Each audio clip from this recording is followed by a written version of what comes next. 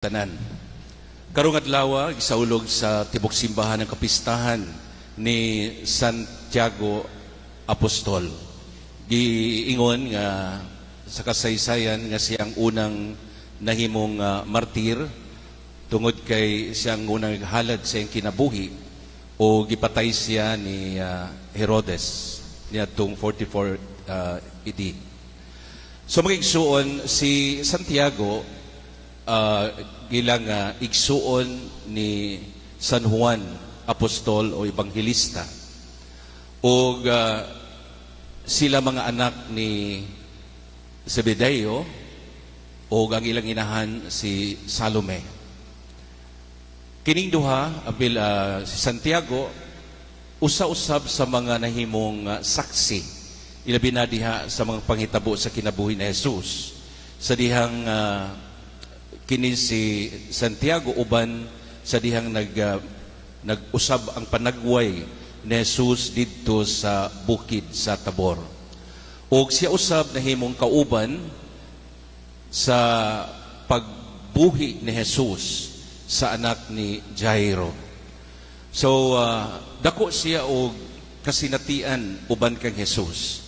Mao bitaw na nga sa dihang ang iyang inahan si Salome miduol kang Jesus og mihangyo og usa ka butang og ang gihangyo nga unta kung si Jesus maghari na ang iyang mga anak palingkuron ang usa sa tuo ang usa sa wala.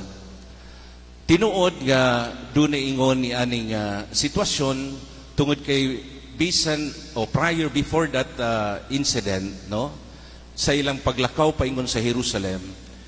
Uban sila sa dihang si Jesus misaysay kanilang moadto kita sa Jerusalem ug didto ang anak sa tao dakpon sa mga punuan sa mga pari ug sa mga punuan sa ilahang mga leaders ug matud pa siya silutan ug siya patyon. So diha sa statement mismo nga giingon ni Jesus sa iyang paglingi ngadto sa duha nga makainom ba kamo sa kupa nga akong imnan ug dayon miingon sila oo andam kami nga moinom.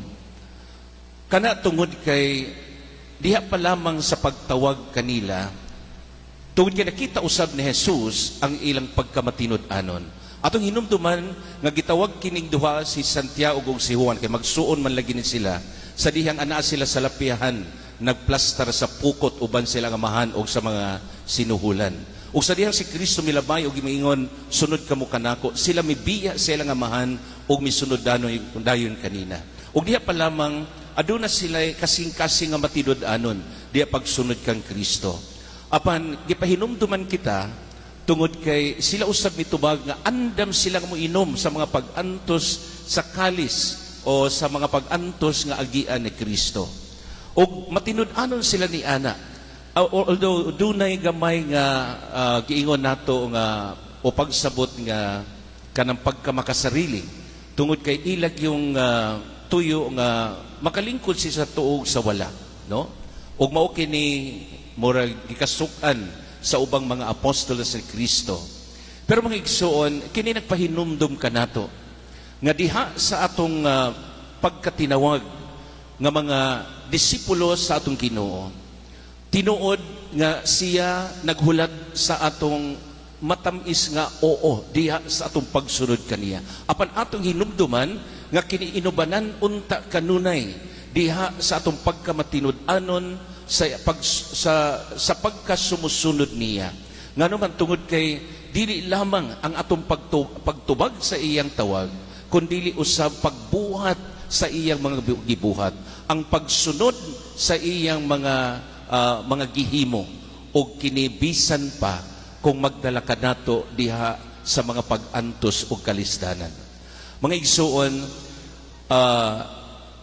makaingon kita nga kini si Apostol Santiago tinuod sa iyang kinabuhi, sa iyang gihimo sa iyang kinabuhi. Tungod kay bisan sa katapusan iyang gihalad ang iyang kinabuhi isip usa ka martir. O kini pag nagpahinumdum usab kanato dili lang karong adlaw sa matag adlaw sa atong kinabuhi nga diha sa sakramento sa bunyag nga atong gidawat gibunyagan kita diha sa kinabuhi ni Kristo. Ug ang bunyag nga atong gidawat diha kang Kristo nagpasabot nga kita andam usab nga mosunod kaniya ug andam nga mobuhat sa iyang misyon. Ug dili sayon ang iyang misyon. Dili dali ang iyang mga gibuhat nga angay natong sundon. Ug siguro kinahanglan mahimo lang kitang andam kanunay kung unsa man ang anaa sa atubangan o diha sa ato mga pagabuhaton sa matag adlaw. Ug mao kini ang pagkasumusunod o matinud-anon nga sumusunod ni Kristo. Atong iampo nga unta kitang tanan ug ang tibok simbahan mahimong matinud-anon diha sa tawag sa atong Ginoo nga kitang tanan magmadasigon ilabi na sa paghimo sa misyon nga gitahas kanatong tanan.